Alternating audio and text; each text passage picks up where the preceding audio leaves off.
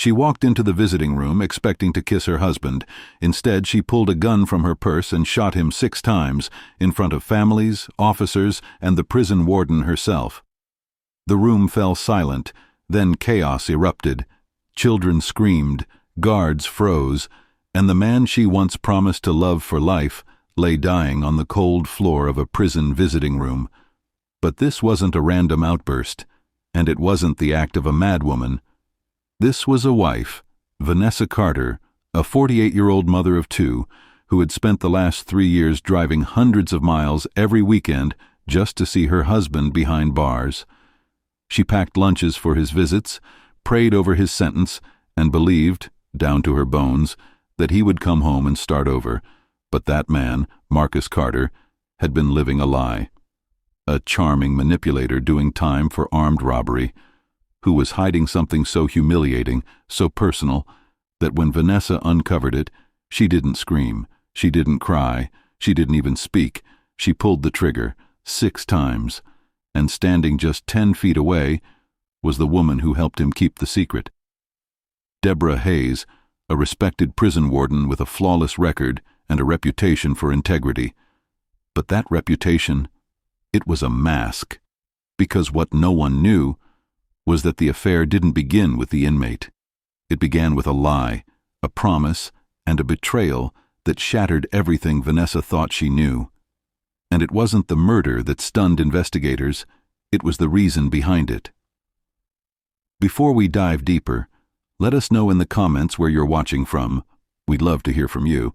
And if you're new here, click on the subscribe button so you never miss any of our upcoming videos. Why would a loving wife murder her husband in cold blood, in front of guards, inmates, and innocent families?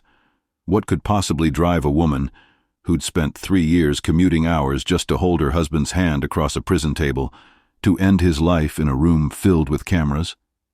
What secret relationship was unfolding behind prison walls, hidden from officers, hidden from family, and hidden from her, until the very last moment?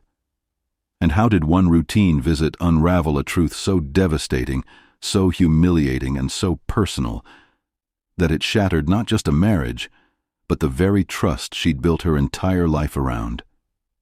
Meet the wife, Vanessa Carter, 48 years old, a church-going suburban mother of 2. She baked casseroles for her neighbors and led prayer calls on Wednesday nights. For 3 long years, she stood by her husband, never missing a call, never missing a visit. To her, loyalty meant everything, but loyalty has its limits. Now, meet the inmate, Marcus Carter, charismatic, confident, convincing. He was doing time for armed robbery, but to Vanessa, he was still the man she married, a man who lost his way, not his heart. At least, that's what she believed. And then, there's the warden, Deborah Hayes, 55 years old, a respected veteran of the state prison system, known for her strict leadership, clean record, and zero-tolerance policy. But what no one knew, not the staff, not the board, not even her own family, was that she'd been hiding something too, something that made her vulnerable and dangerous. So how did these 3 lives collide inside a concrete box meant to keep secrets locked away?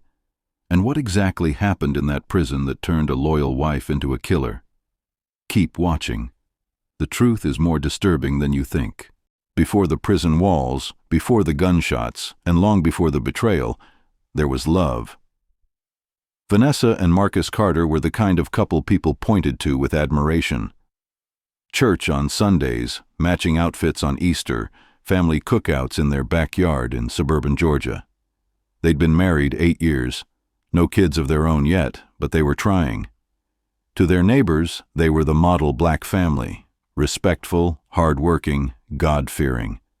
People said they made marriage look easy, but things changed the night Marcus didn't come home. He told her he was going out for groceries. He didn't mention he was picking up a friend who was planning to rob a liquor store. Marcus swore he never stepped inside, that he stayed in the car with the engine running. But when the shots were fired and a store clerk lay bleeding, the police didn't care who pulled the trigger. Everyone involved went down, including the so-called getaway driver. He was sentenced to 9 years. Vanessa was 39 when he was locked away. She could have walked.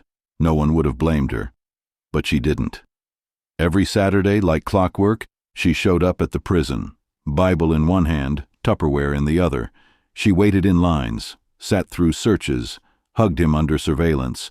She fought for his early release, launched petitions, sold their house to pay legal fees, moved in with her sister just to scrape by.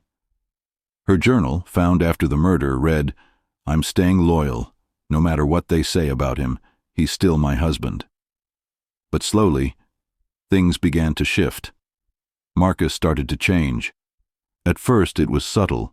He seemed distracted. His stories got shorter. His letters started arriving less often. When she asked about it, he'd smile and say, "Just tired, babe. Prison life's draining."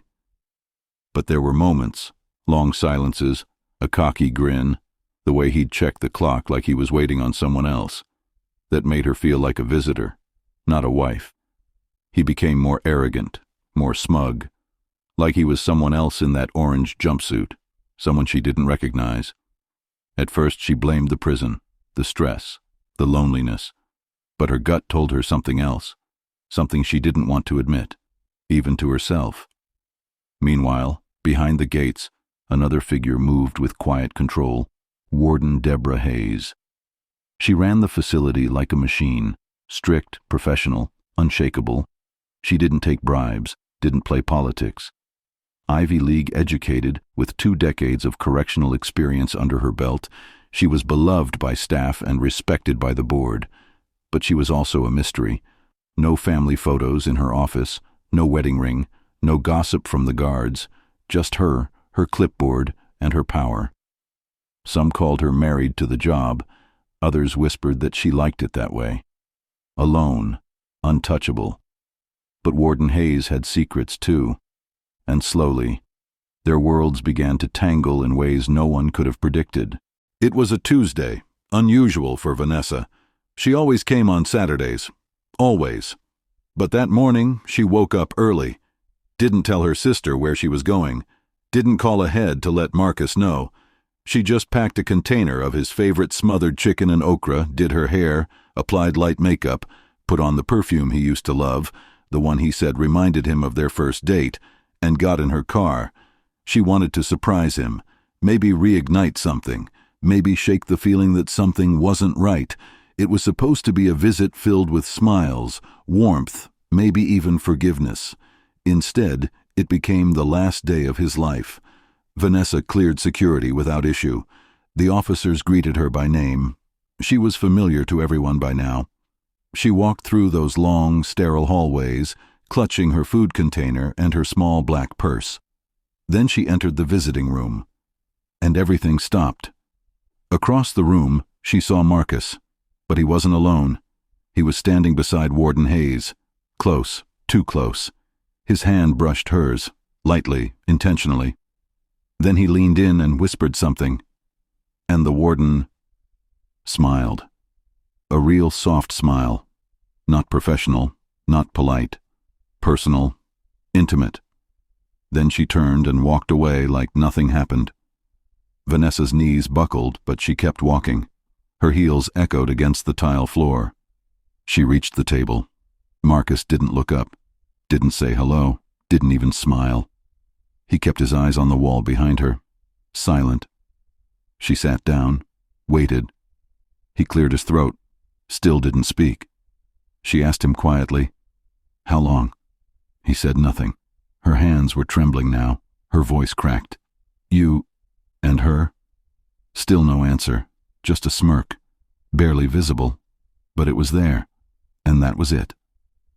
With the same calm she used to pack Sunday lunch, Vanessa reached into her purse and pressed a hidden latch. From a false bottom beneath her makeup pouch, she pulled out a small black handgun, compact, deliberate. No screams, no warning. Just 6 slow, steady shots. Pop, pop, pop, pop, pop, pop. Each one landed in his chest, neck, and shoulder. He didn't even have time to stand. Marcus slumped forward onto the table, blood soaking the food container she had brought to comfort him. Around her, chaos erupted, guards shouting, mothers grabbing their children, Inmates yelling, chairs crashing. But Vanessa didn't run. She didn't scream. She walked to the nearest wall and sat down quietly on the floor, crossed her legs, folded her hands, closed her eyes, as if she wanted to be caught. The moment police arrived, Vanessa didn't resist. She didn't ask for a lawyer. She didn't cry. She said just one thing: check her cell phone. That was it. She was handcuffed and walked out through the very hallways she used to pass through every week. Only now, her wrists were shackled, her blouse was stained with blood, and her face was blank. Inside the prison, chaos turned inward. What started as a routine investigation into a violent act quickly evolved into something much bigger. The warden, now under public scrutiny, issued a formal statement of grief and promised full cooperation. But behind closed doors, the facility launched a quiet internal review. That's when the first leak happened. Someone, no one knows who, released the inmates' call logs to the press. What they found lit a fuse that couldn't be undone. Dozens of late-night calls traced back to a restricted staff line. One registered under the warden's administrative office. The calls weren't short either. Some lasted over an hour. Others happened well past midnight. And when questioned, multiple correctional officers confirmed what had long been whispered but never proven: that Marcus Carter had been seen going in and out of the warden's office, often unsupervised, and sometimes for hours at a time. The story exploded. "Affair behind bars" splashed across local and national headlines. Talk shows debated whether it was love, manipulation, or abuse of power. Protesters gathered outside the prison gates. The community was stunned, not just by the murder, but by what it revealed about the people in charge. Prison ethics had been violated, lines had been crossed, and someone in power had let it happen, or worse, made it happen. As the investigation deepened, the evidence only grew more damning. Security footage from the east hallway, a known blind spot, was found to be disabled the entire week prior to the shooting. A technician later testified that the order to disable it came directly from the warden's office. Records also showed Marcus was repeatedly pulled from his standard job assignment and listed under extended administrative work detail. Those details placed him inside the prison's restricted staff areas with no explanation. But the final nail came from an anonymous female corrections officer, one who had remained silent for months. She claimed she walked past the prison chapel late one evening and saw them, Marcus, the warden, kissing. She said she didn't report it because she feared retaliation. She'd seen what happened to other guards who spoke out. But after the murder, she couldn't stay quiet anymore. Public pressure mounted, and under court order, a warrant was issued to search Warden Deborah Hayes's private residence. What they found inside her home changed everything. The truth didn't come out all at once. It came in pieces, quiet at first, then roaring. When investigators stepped inside Warden Deborah Hayes's private residence, they weren't expecting what they found. Hidden behind a locked filing cabinet in her bedroom closet, beneath old documents and unused uniforms, was a small black lockbox. Inside it were letters, dozens of them, each one folded with care, some scented with cheap prison cologne, others smudged with ink that had clearly been traced over and over again. Every letter was signed with one name, Marcus. And they weren't professional. They weren't just friendly words between a warden and an inmate. They were love letters. They detailed private jokes, secret meetings, promises of a future outside those walls. Some of them had drawings of a home, hand-sketched dreams of a life on a lake, with a porch swing and a dog named Murphy. But more than that, there were plans, concrete ones.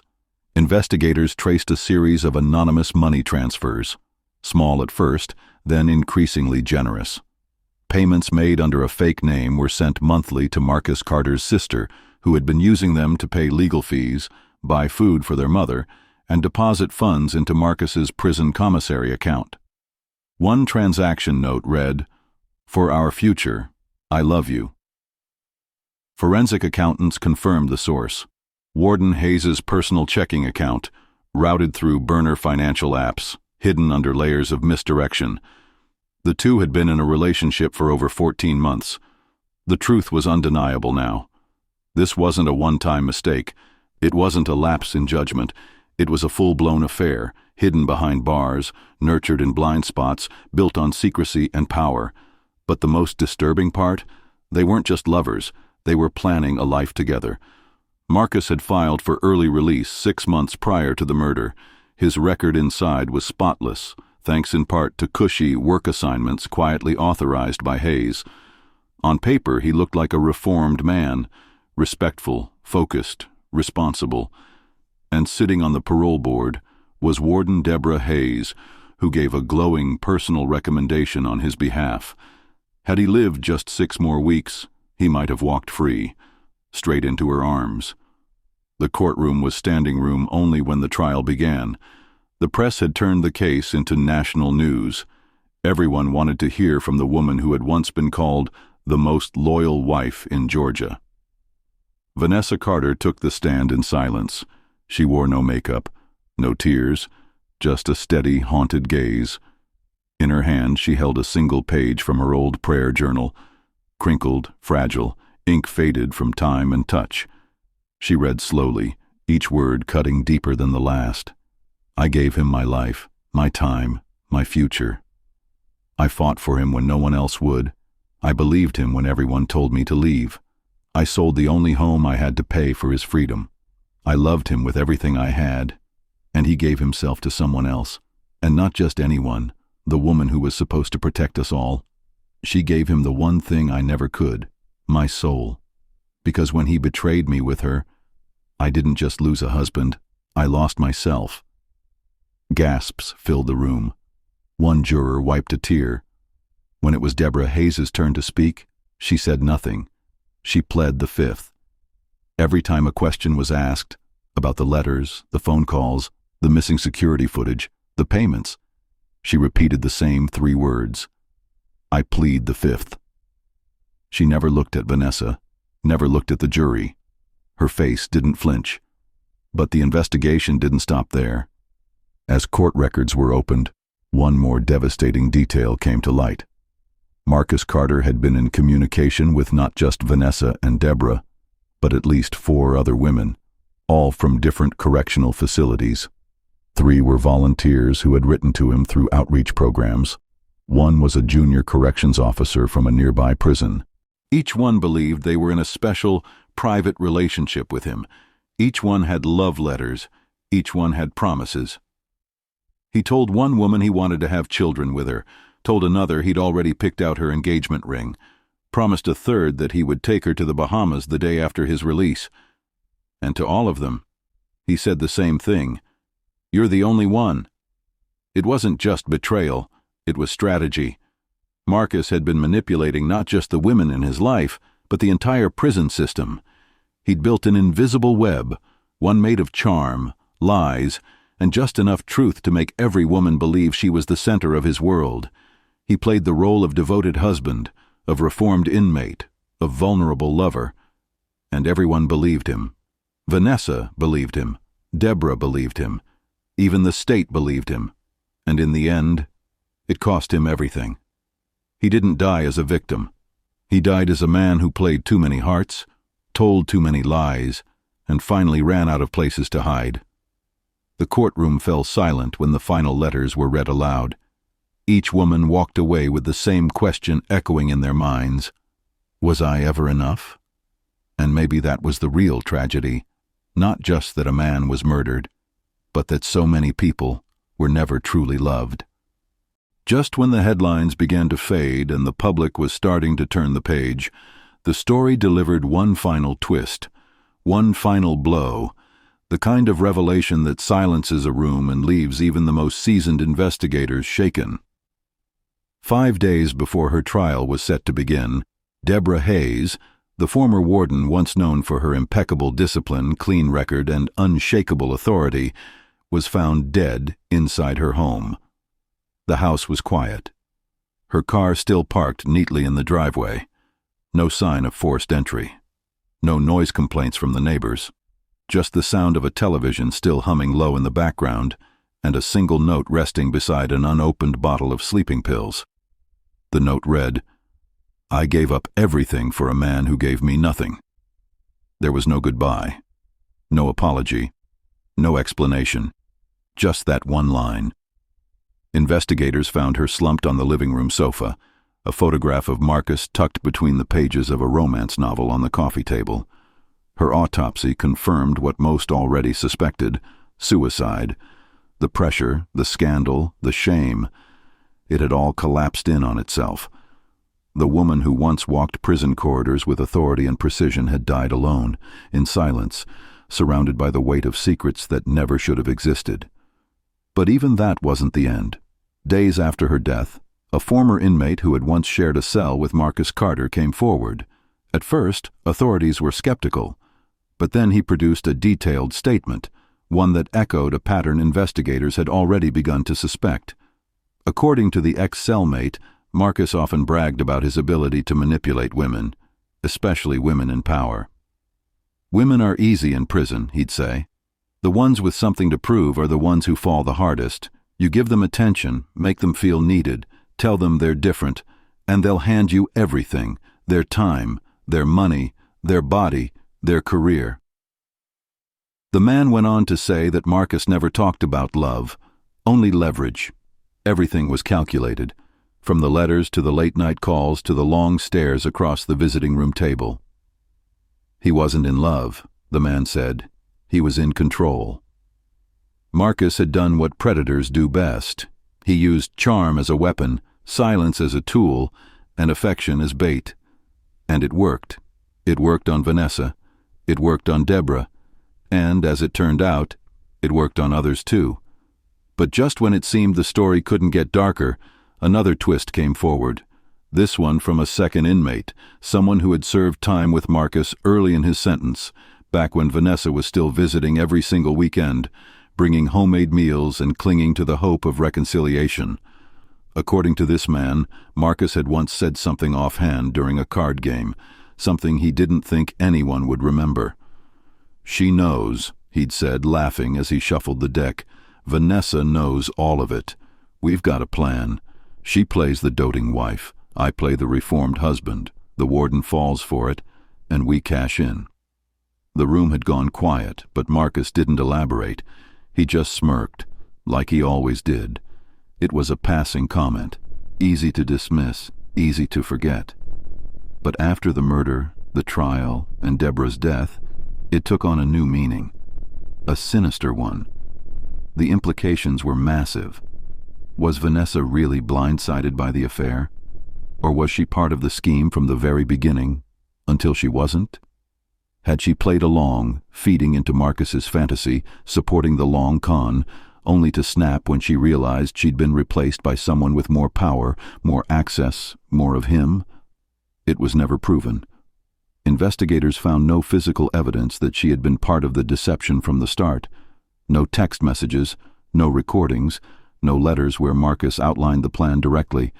But the idea, the possibility, haunted those closest to the case, and it changed how people looked at her. Was she just another victim? Or was she the final player in a game that spun out of control? The line between love and loyalty and revenge and rage had never been thinner. And in the end, one question echoed louder than the rest. Who was Marcus Carter really? To the courts, he was a criminal. To Deborah Hayes, he was a second chance. To Vanessa, he was a husband, a mistake, and eventually, a bullet-riddled body. He had lied to everyone, even the people who risked everything for him. The justice system, his lovers, his wife. He wasn't just a manipulator of women. He was a manipulator of reality. He built his entire life on illusions. And when the walls came crashing down, he didn't just lose his freedom. He lost the mask. He died not as a man betrayed, but as a man finally revealed. So maybe the real tragedy wasn't just in the murder, or the suicide, or the broken promises. Maybe the real tragedy was in the silence, the things never said, the trust never earned, and the women who gave so much to a man who never saw them as anything more than tools. Vanessa pulled the trigger. But who really killed the man he used to be? Was it the system that allowed him to charm his way through? Was it the woman who fell for his lies and gave him power? Or was it himself, a man who could never be content with one truth, one love, one life? We may never know. But what we do know is this: behind every story like this is 1,000 quiet questions about who we choose to love, who we choose to believe, and what happens when the truth is so twisted. No one walks away clean. So now we ask you, was Vanessa just a heartbroken woman pushed past her limit? Or was she part of the deception, right up until the moment she realized she wasn't in control? Let us know what you think in the comments. We read everyone. And if this story stayed with you, if it made you feel something, confusion, anger, heartbreak, then make sure you're subscribed so you never miss what we uncover next. Because sometimes, the most dangerous people aren't the ones behind bars. They're the ones we let into our hearts. Now that you've heard everything, I have to ask you, was she a heartbroken woman pushed to the edge, or a calculated killer who couldn't bear to be replaced? Do you believe her actions were justified after standing by him for 8 long years, selling her home, clearing his name, sacrificing her life, only to walk in on a betrayal so personal, so intimate, that it shattered everything she thought she knew? Was it temporary insanity, a crime of passion, or the moment she reclaimed power in a system that robbed her of everything? And what about the Warden? A woman with a pristine public image, an Ivy League background, and total control behind those prison walls. Why risk it all for a man convicted of armed robbery? Was it love? Lust? Or was she just another pawn, played by someone who knew exactly how to manipulate every woman he touched? And here's the real question: is the prison system, the institution that let this happen, the true villain of this story? Because it wasn't just the affair, it was the falsified logs, the missing surveillance, the blind spots that weren't blind by accident. How deep does this go? We may never know the full truth, but tell me, what would you have done if you were in her place? Would you have walked away, or done exactly what she did? Let me know in the comments. I read every single one. I want to hear your side of this. And if you've ever been betrayed, ever had someone throw your loyalty back in your face, I think you understand. And if you thought this story was wild, wait until you hear what happened when a prison chaplain, yes, a woman of God, fell in love with an inmate, married him inside the prison chapel, and then watched everything unravel when he escaped and framed her for murder. That story is darker. It's messier. And the twist at the end? No one saw it coming, not even the FBI. Pause, then firm CTA tone. So if you're not already subscribed, now is the time. Hit that subscribe button. Tap the bell icon so you're first to know when the next truth drops. And if this story hit you deep, really deep, give it a like. It tells the algorithm this story matters. Thank you for watching. Thank you for feeling this with me. And never forget, behind every headline, there's a heartbeat. See you in the next one.